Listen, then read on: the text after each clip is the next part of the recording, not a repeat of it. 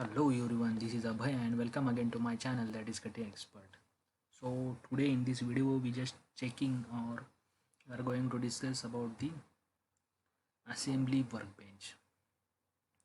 So no need to worry about that, just start button, then inside the mechanical design, and here your assembly design workbench. So just click on it, you are directly move inside the assembly workbench. So this is the basic workbench or basic infrastructure of your assembly workbench. So here some of the toolbars which is most of the times used in this assembly workbench. I am just reorganized this toolbars here in front of you. So in the left side you can see this is the product tree. So all the commands whichever or whatever you are using, these commands which gather together inside a single product tree. So this is the product tree, or you can say as your part history. So next is this is the compass. As you know that you can move, rotate in the 3 degree of freedom, or you can say as in the XYZ direction. So by using this compass, this is the function.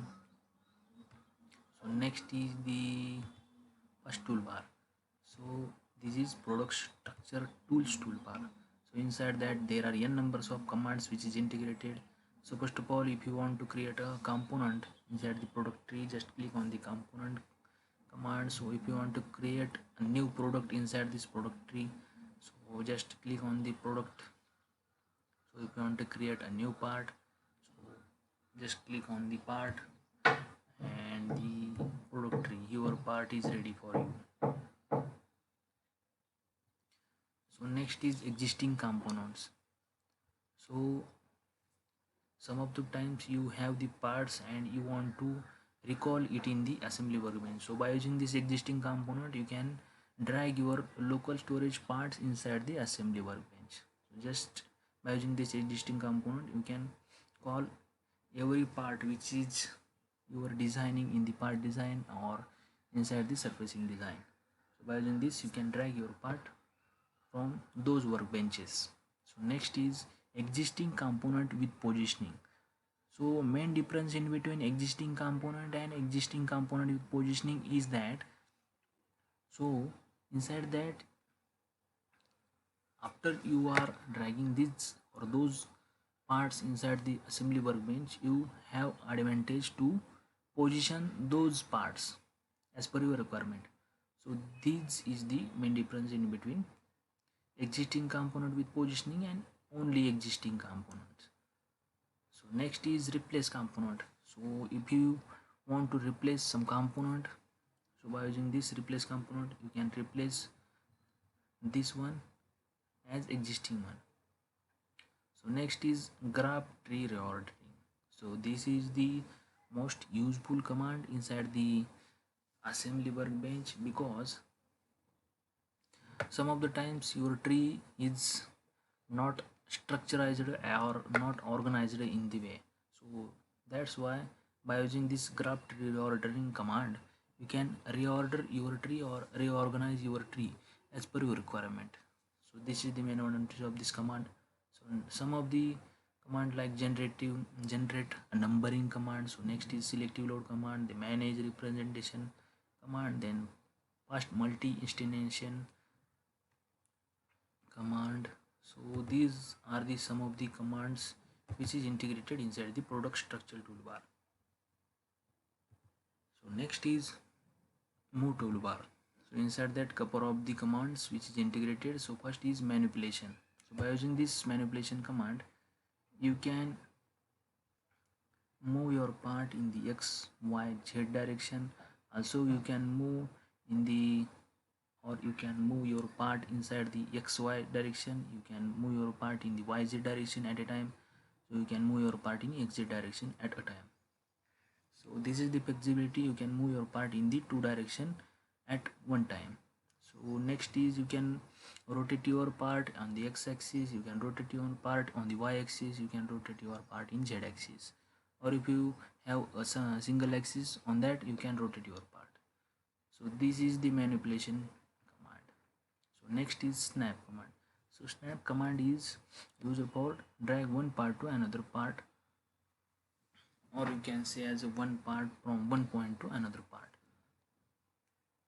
So this is the snap command, but there is no relation between part to part. So as inside the manipulation there is having the relation between the axis, or you can say as a part to part, but inside the snap only you are using the snaps and move part one point to another point. So there is no relation between the point to point, or you can say as a part to part. So next is exploded view. So some of the times you want to highlight some of the parts inside the assembly, or um, you want to know that how many parts which is integrated inside a single assembly. So by using this exploded command, you can explode your assembly or your product in number of parts, so that you can know that these are the parts or single parts which is integrated inside a single assembly. So this is the main advantage of this exploded view.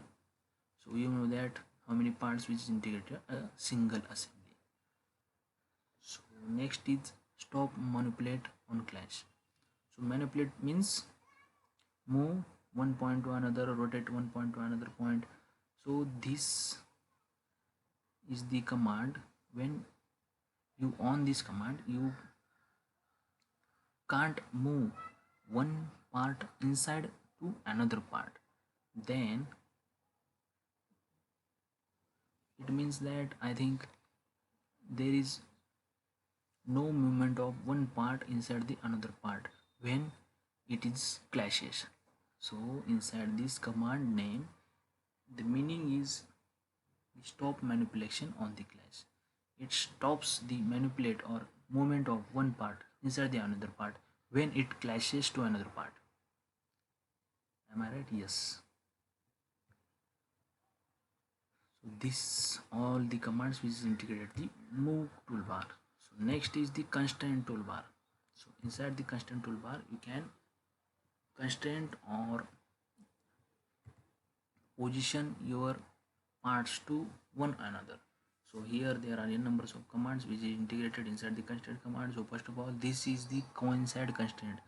So if you want to coincide or position one shaft to another shaft, one axis to another shaft, one axis to another axis, so by using this coincide concept, you can position your rotary part or rotary axis by using this command. So if you want to contact one surface to another surface, one part to another part, so contact constraint makes important role. So next is the offset constraint command. So some of the times you need clearances or a gap in between two parts. So by using this, you can maintain your gap or clearances, or you can say as a tolerance between one part and another part.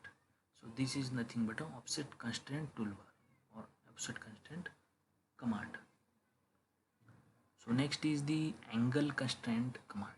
So some of the times you need to maintain an angle between two parts. So by that time you can use this command, angle constraint command. So sometimes one part it gets fixed and another part gets moved on it. So this type of this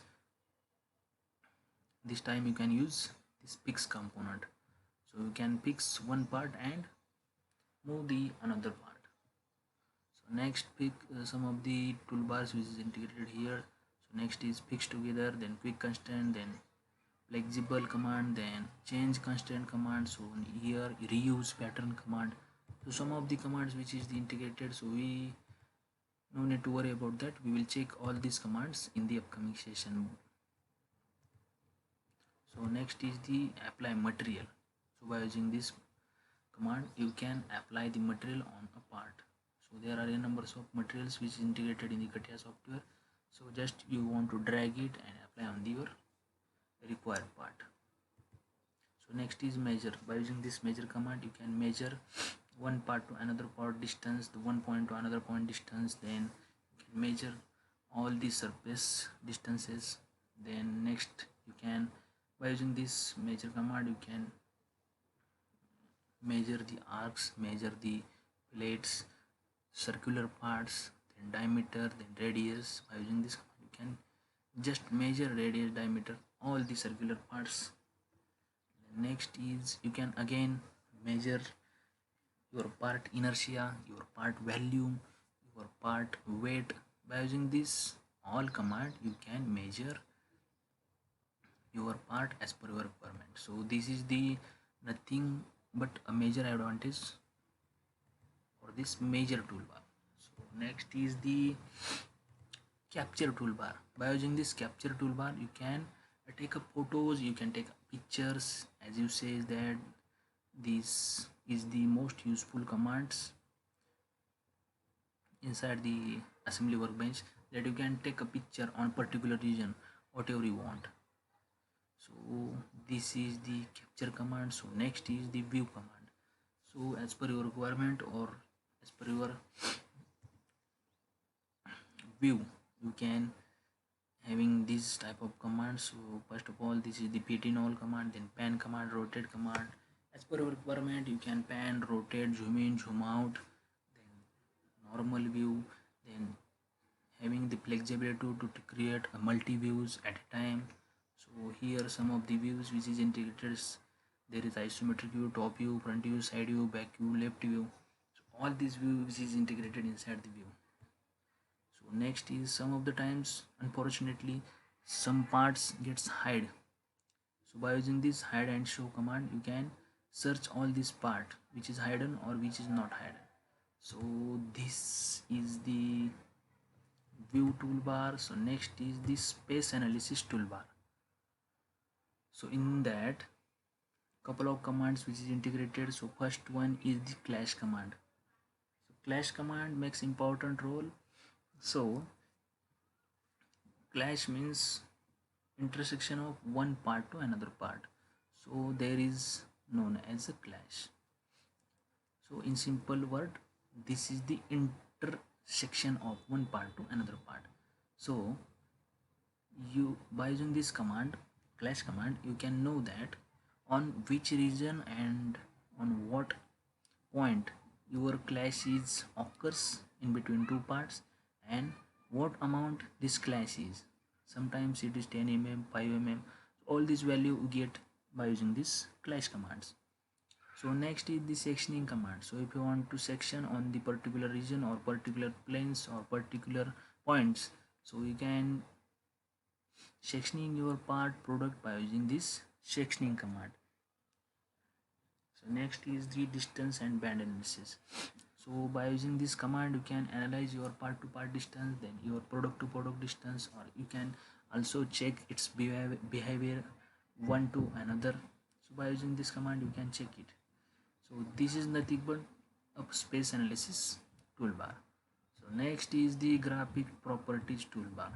So sometimes there are a numbers of parts which is integrated inside the assembly workbench, but you want to highlight some of the parts with the color code. So here you have option to color one part with yellow, one part is red, one part is then again another colors.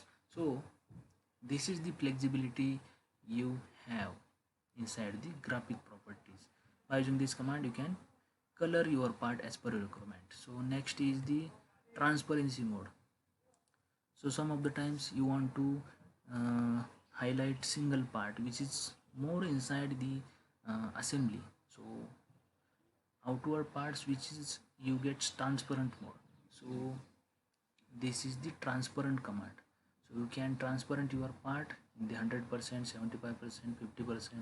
So all have you have the flexibility to transparent your part as per your requirement. So highlight some parts. So there is the some of the lines thicknesses which you have. So thicker lines is there, then thinner line is there. As per requirement you can use it. So next is the line structure or line types is here, the dotted line, then center line, all these type of lines is here. So next is some of the points which is integrated here. So so you can use this. So this is all about this assembly workbench. So this is, I know that this is the small or basic introduction for this assembly workbench, but in the upcoming session we will check those all commands one by one in a deeply manner. So no need to worry about that. We'll meet in the next session. So thank you so much guys be present in this video. So if you like this video, please like and subscribe my channel, that is CATIA Expert. It will help me for my inspiration. So thank you so much.